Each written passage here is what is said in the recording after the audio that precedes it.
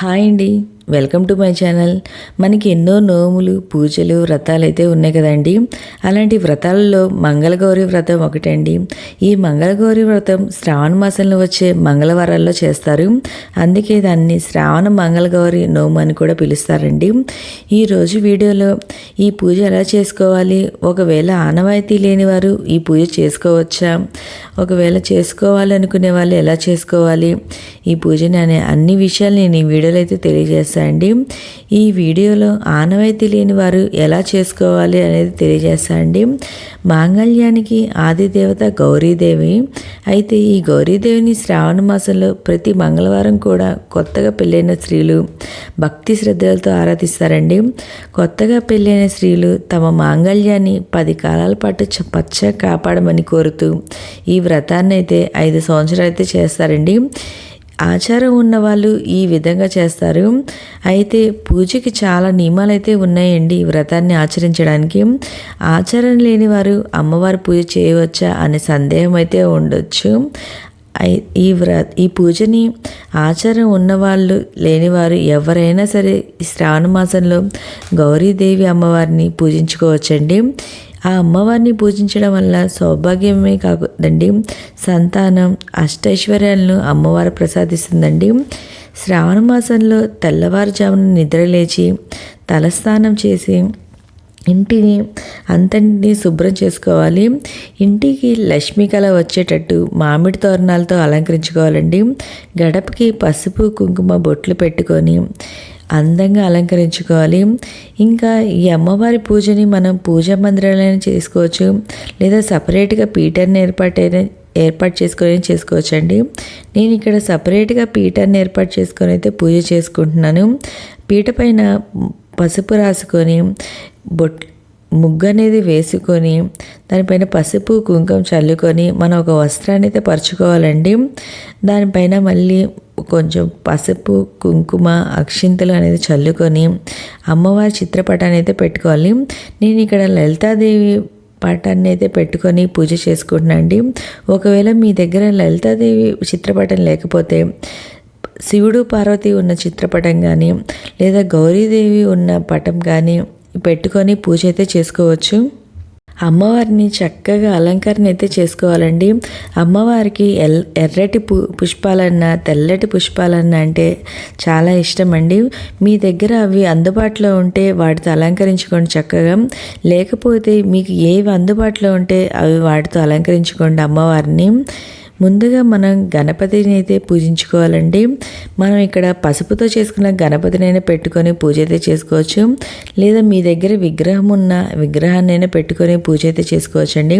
నా దగ్గర విగ్రహం ఉంటే నేను విగ్రహాన్ని అయితే పెట్టుకున్నా అండి. నా దగ్గర కామాక్షమ్మ దీపం ఉంటే కామాక్షమ్మ దీపాన్ని కూడా నేను పూజలు అయితే పెట్టుకున్నా అండి. గణపతిని చక్కగా పూలతో అలంకరించుకొని గణపతికి ధూపం దీపం నైవేద్యం అనేది సమర్పించాలండి. మనం చేసే పనుల్లో ఎటువంటి ఆటంకాలు ఉండకూడదనని ముందుగా మనం గణపతికి పూజ అయితే చేసుకోవాలండి. నేను ఇక్కడ గణపతికి పుష్పాలతో అలంకరించుకొని ధూపదీప నైవేద్యం సమర్పించండి. ఇక్కడ నైవేద్యంగా నేను బెల్లాన్ని అయితే సమర్పించుకున్నా అండి. తర్వాత మనం ఏకహారతితో కానీ అగరబత్తులతో కానీ దీపాలు అయితే వెలిగించుకోవాలండి. ముఖ్యంగా ఈ పూజని పెళ్ళైన ఆడవాళ్ళు చేస్తారండి. ఎందుకంటే అమ్మవారు సౌభాగ్యం ప్రసాదిస్తుంది కాబట్టి పెళ్ళైన ఆడవారు చేస్తారు ఇది పూజని. మంగళగౌరి వ్రతం ఆనవాయితీ ఉన్నవాళ్ళు 5 సంవత్సరాలు అయితే అమ్మవారిని పూజిస్తారండి. 5 సంవత్సరాల తర్వాత ఉద్వాసన అనేది పలుకుతారండి. అయితే ఈ శ్రావణ మంగళగౌరి వ్రతం మొదటి సంవత్సరం పుట్టినింట్లోనూ, తర్వాత 4 సంవత్సరాలు అత్తవారింట్లోనూ ఈ వ్రతాన్ని అయితే ఆచరిస్తారండి. నేను ఇక్కడ పసుపుతో చేసుకున్న గౌరీదేవిని కూడా పూజలో పెట్టుకున్నా అండి. ఒక పీట వేసుకొని ఆ పీట పైన తమలపాకు పెట్టుకొని గౌరమ్మను చేసుకొని పూజ అయితే చేసుకున్నా అండి. ఆ గౌరమ్మకి పసుపు కుంకుమ అక్షింతలు అనేది సమర్పించి చక్కగా పూలతో అయితే అలంకరించుకున్నానండి. గౌరీదేవికి నేను గాజుల మాలను కూడా సమర్పించానండి. గాజులు ఇంకా అమ్మవారికి ఎంతో ఇష్టమైనటువంటి పసుపు కొమ్ములు కూడా అమ్మవారికి పెట్టుకున్నాండి అమ్మవారి దగ్గర.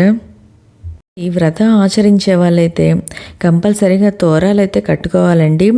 ముత్తైదువులకి వాయనం అనేది ఇవ్వాలి. వాయనం కూడా సంవత్సరం పెంచుకుంటూ వెళ్తారండి. ఇంకా ఈ పూజలో ముఖ్యమైనది కాటుక పెట్టడం అండి. ఇక దీపాల వెలుగులో వచ్చిన దానితో ఈ కాటుకను పడతారండి. ఈ కాటుకని ముత్తైదులందరూ కూడా పెట్టుకోవాలండి. నేను ఇక్కడ నిండుగా ఉన్న పసుపు కుంకుమనైతే అమ్మవారి దగ్గర పెట్టుకున్నా అండి.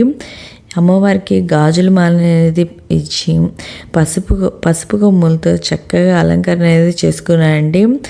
ఇంకా ఇక్కడ పిండి దీపాలు అయితే పెట్టుకోవాలండి. నేను ఇక్కడ 5 పిండి దీపాలు అయితే తయారు చేసుకొని పూజ అయితే చేసుకుంటున్నాను. అది పిండి దీపాలు ఎలా తయారు చేయాలో నేను సపరేట్గా ఒక వీడియో అయితే చేశానండి. ఇదివరకు తొలి ఏకాదశికి అలా ఎలా చేయాలనేది మీరు ఆ వీడియో చూసైనా ఈ పిండి దీపాలని తయారు చేసుకొని అమ్మవారి దగ్గర పెట్టుకొని పూజ అయితే చేసుకోవచ్చండి. నేను ఇక్కడ 5 దీపాలు అయితే చేసుకొని పూజ అయితే చేసుకున్నాను. 5 దీపాల్లో ఆవు నెయ్యి అనేది వేసుకొని మన కుమ్మవత్తులు ఉంటాయి కదండి, లావొత్తులు, అవైతే పెట్టుకొని దీపారాజన అయితే చేసుకోవాలండి. చేసుకున్న తర్వాత మనం అమ్మవారికి ఇష్టమైన కుంకుమార్చన అనేది చేసుకోవాలండి. నేను పిండి దీపాలు అనేది వెలిగించుకున్న తర్వాత ఒక ప్లేట్ పెట్టుకొని అమ్మవారి దగ్గర కుంకుమతో అంచన అయితే చేసుకున్నా అండి. బియ్య పిండిలో కొంచెం పాలు, ఆవు నెయ్యి, బెల్లము ఇవి వేసుకొని ఈ పిండిని మొత్తం బాగా కొంచెం వాటర్ వేసి బాగా కలుపుకొని మనం ఈ దీపాలు అయితే తయారు చేసుకోవాలండి. దీపాలు అనేది చేసుకున్న తర్వాత చక్కగా గంధం కుంకుమ బొట్లు అయితే పెట్టుకోవాలండి. నేను ఇక్కడ 5 దీపాలు అయితే చేసుకొని అమ్మవారి దగ్గర అయితే పెట్టుకొని వెలిగించుకుంటున్నాను అండి. ఏకహారతితో కానీ అగరబత్తులతో కానీ మనం ఈ దీపాలు అయితే వెలిగించుకోవచ్చు. నేను ఇక్కడ ఏకహారతితో ఆ దీపాలన్నీ వెలిగించుకున్న తర్వాత కుంకుమార్చన అయితే చేసుకున్నా అండి. చేసుకున్న తర్వాత అమ్మవారికి ప్రసాదంగా నేను పాయసం అయితే చేసుకొని అమ్మవారి దగ్గర పెట్టుకున్నాను. మీరు ఇంకా మీకు రకరకాలుగా చేసుకుంటారు కదండి మామూలు వ్రతాలు పూజలు అంటే, మీరు చాలా రకాలుగా చేసుకొని ఇలా 3 రకాలు కానీ 5 రకాలు కానీ చేసుకొని అమ్మవారి దగ్గర పెట్టుకొని పూజ అయితే చేసుకోవచ్చండి. ఈ పూజలో అమ్మవారికి వాయనం అనేది ఇవ్వాలి.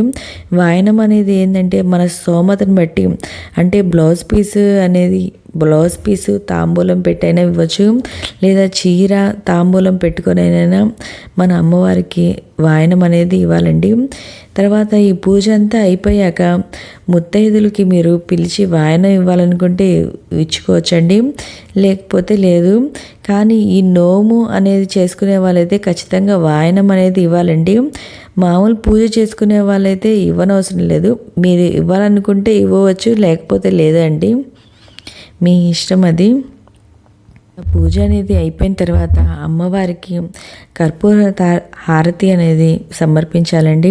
కర్పూర హారతి అనేది ఇచ్చాక మన పూజ అనేది కంప్లీట్ అయిపోతుంది. ఇలా మనం మంగళగౌరి వ్రతం ఆనవాయితీ లేని వాళ్ళు కూడా ఇలా సులువుగా ఆ మంగళగౌరి దేవిని పూజ అయితే చేసుకోవచ్చండి. అమ్మవారికి పూజ చేసుకోవడం వల్ల మనకు సౌభాగ్యము, సంతానము, అష్టైశ్వర్యాలు అనేది చేకూరుతాయండి. ఓకే అండి, మీకు ఈ వీడియో నచ్చినట్లయితే లైక్ చేయండి, మీ ఫ్రెండ్స్ అండ్ ఫ్యామిలీ మెంబర్కి షేర్ చేయండి. Thank you for watching.